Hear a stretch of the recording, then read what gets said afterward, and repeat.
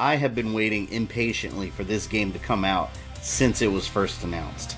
If you don't already know, I'm a huge fighting game fanatic, and I'm an even more enormous Dragon Ball fan. I remember back in the 7th grade, I think it was, the Saiyan saga aired here in the US. I'm 31 years old, so that was quite a long time ago. But that's when I got instantly hooked. And back then, we didn't really have any real Dragon Ball games, at least none that were in the US readily available. Except a couple of PS1 Japanese games that eventually got translated for US release that weren't very good, but then we got the original Budokai on the PS2, and at the time, that game was awesome, although the fighting style was super basic. Since then, Dragon Ball games have come in all shapes and sizes. We've gotten 2D fighters, 3D arena fighters, card battling games, 3D beat-em-ups, 2D beat-em-ups, Zelda-style RPGs, Final Fantasy-style RPGs, you name it. Dragon Ball has been all over the place. But it's been at its absolute best in the fighting game genre. Which brings us to Dragon Ball FighterZ, the closest a Dragon Ball game has ever gotten to showcasing the feel and look of the battles in the anime. It looks like an interactive cartoon. And I'm happy to report that it is great. The fighting style of the game is fast and flashy looking, with a healthy set of initial characters, which is a huge breath of fresh air. After the extremely disappointing and boring roster of last year's Marvel vs. Capcom Infinite, which was mostly recycled Capcom characters from Marvel vs. Capcom 3, literally copy and pasted from that game, and the Marvel movie universe slapped into the game, continuing to oversaturate Marvel products. You might argue that we've already seen all these characters in Dragon Ball games before, but many of these characters have never been in a Dragon Ball game of this style, so that's really where the difference is. In Dragon Ball FighterZ, you do have your standard Saiyan characters you'd expect, like Goku, Vegeta, and Trunks, and then you've got popular villains like Cell, Frieza, and Buu, including the original creation specifically for this game, Android 21, who also has a form similar to a Majin Buu, Pink always wanting candy, and the ability to transform her victims into sweets.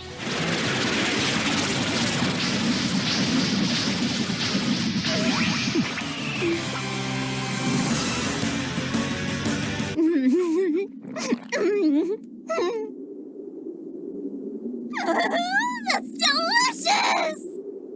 You also have some newcomers from Dragon Ball Super that have never been in a 2D Dragon Ball fighter, and they feel great to play as. Goku Black easily becoming my favorite fighter with his speed and his awesome looking specials. Although each character does control similarly, their fighting styles look different enough to make you think that they're vastly different from each other. And I mean that in a good way. All the big moves are simple to do, even if you're just slightly familiar with fighting games, borrowing all the good elements of the Marvel vs. Capcom series, such as a super meter at the bottom of the screen that fills up as you battle or as you power up, which looks awesome. Maximum power!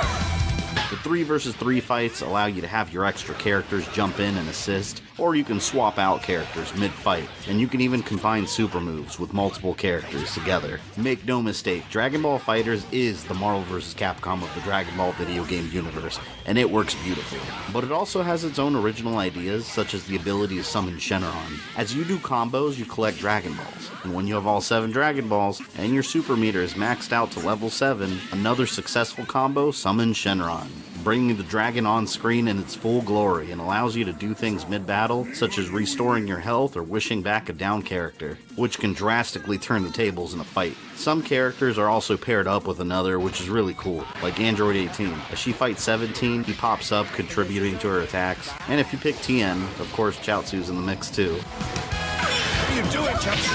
Chaozu! Are you?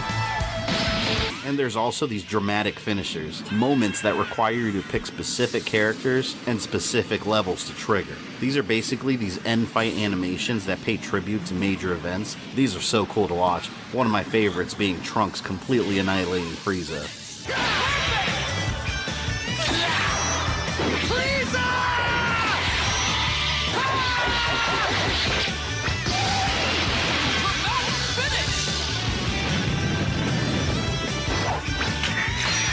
There's plenty found throughout the game, so it's fun experimenting and trying to trigger different ones that you remember from the series. There's also dramatic intros too, triggered the same way. You have to pick specific characters and specific levels to trigger them. For example, you pick Goku and then Frieza on the opposing team, pick Planet Namek, and you've got the cutscene from the series, allowing you to pick up controller. How dare you! Hey, you'll pay for this! What?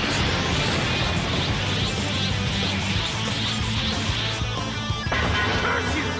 Now I'm mad! Frieza! Get ready!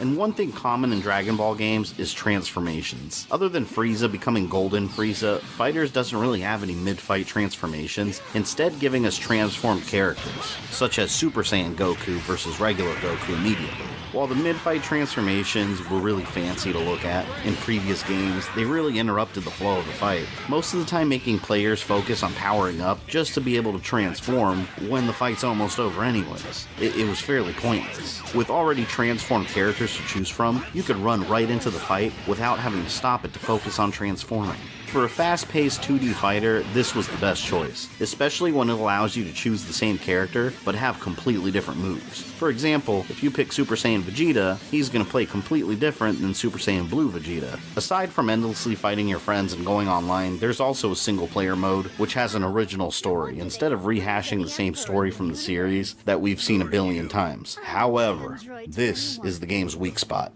Just to give you a basic idea of what the story is, Android 21 made a bunch of clones, so all the heroes in the game have to fight these clones endlessly. All the bad guys got resurrected by the Dragon Balls, form an uneasy alliance with the heroes, and together they have to fight more clones. Every once in a while they fight Android 21. In what is easily one of the most boring campaigns I've played in a fighting game. Here's the problem with it. No, I didn't want them to just rehash the same story from the series. I'm a big fan of original stories in these kind of games. However, when the original story is not interesting in any way, shape, or form, I think going back to the series would have been the best option here. There's 3 story arcs total that you unlock. The first one is Goku and his friends trying to figure out what's going on. The second one is all the villains teaming up and then meeting Goku and his friends, continuing to figure out what's going on. And the third one is more backstory showing what happened before the first 2 arcs. Resorting to clones is one of the laziest storytelling devices. The only times I think clones were ever handled well was Star Wars, because they actually had personalities and backstories and whatnot. This is just an excuse to have an endless amount of fights. I can't even begin to describe how bored I was, spending hours and hours fighting the same clones of Yamcha and Tien and Krillin and Captain Ginyu over and over and over, just going through all these cutscenes just to find out what happens next. And another thing I find incredibly stupid, during cutscenes, every time a character's done saying whatever they have to say, the game just kind of stops and waits for you to press the button to continue. If it's a cutscene, why can't it just keep going without a player having to interact with it? It seemed like every 2 seconds I have to keep waiting for a character to finish what they're saying just so I can press A and let them continue speaking. Press A again, let them continue speaking. It may be capable of speaking, but it seems just as pitifully stupid as the others.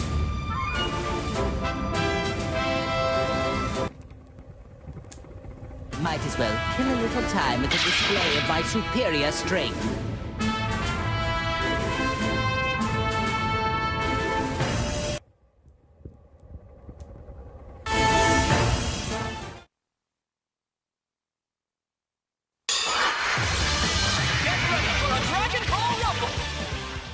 So yeah, the story mode overall was very, very weak, but not everything about it was bad. I did really enjoy some of the character interactions. I thought they were really amusing, especially if you're really familiar with little segments from the show. It makes it all worthwhile. You trained a lot in hell, right?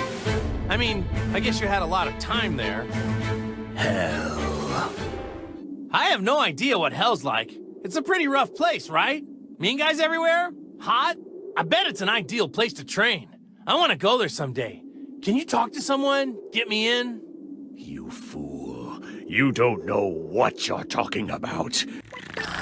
Now I have to ask, but is this pudgy creature really Majin Buu? I would never accept recruits that lack discipline and respect like you two simpletons. Yeah, well, and I don't want to do any weird poses before a fight either. Weird poses? What in the world are you talking about? You know, like the Ginyu Force. We'd have to strike poses like those guys, right? Wouldn't we? Don't look at me. I don't instruct my men to do that. That's the personal preference of Ginyu and his men. Oh, right. I thought all your guys did that. don't know where I got that idea. Actually, Vegeta, didn't you used to... I never did that! But having a couple good cutscenes and some good character dialogue and interaction doesn't make a good campaign. It doesn't make a good story. One of the worst things about this campaign is how it's actually set up. Instead of doing a fight and just going to another cutscene, you have these segments taken from Dragon Ball Z Budokai 2 that have this little board game style map where you have to move from point A to point B, triggering different fights. I don't understand the purpose of this whole little section. You've got this really fast 2D fighter, and it just slows the game to a crawl every time you're done with a fight, which, by the way, these fights in story mode, you'll finish in 2 seconds. They're all extremely easy. And then you have to sit through this little board game sequence just to click A to go here, and then click A to go there, and then another fight. It's so tedious, and it's so unnecessary. So that's story mode. For all the players out there like me that love single-player content, I mean, it's there. Now that we've covered the major chunk of the single player, how's the multiplayer? Well, I'm going to start off by giving this game an award for being the worst online setup I have ever seen in a fighting game. Ever. It's baffling. Not just because it doesn't work half the time. Even if it did work 100% of the time, it's broken at its very core, at its design. So get ready to join me on a journey, an odyssey, explaining the shenanigans I had to go through just to figure out how to play with friends in this game. First, you need to pick a region, and then you have to pick a server. The game automatically picks this for you later on. Half the time it fails. If you want to play with friends, make sure your friends pick the same one as you exactly, and you'll probably get a message that the room is full, since they fill up so quickly. Most of your online experience, by the way, is going to be spent finding a lobby that you can actually get into. Then you go into this hub world, where you have to walk around to get to the story mode, the arcade mode, local play and such. What is the point of all this? To have these cute little avatars walking around? All of this could have just easily been a simple menu, like every other fighting game. Sure, you can teleport to different locations by pressing a button to bring up the map screen, and you can also go into this world offline. But these things further make this area even more pointless, strengthening my original argument. Anyways, how do you play with friends? The first night I jumped online in this game, my friends and I walked around aimlessly, talking to different strangers, trying to figure out how to invite each other to the games, and they were just as lost as we were. I had to Google it to get my answer, finding a paragraph-long explanation. So, to invite a friend privately in the game, there's no simple menu that you could just pull up and hit invite friend. You have to create a ring, which literally puts a ring around you, and to make it private, you have to set up a password that your friend has to enter to get in. But it never worked.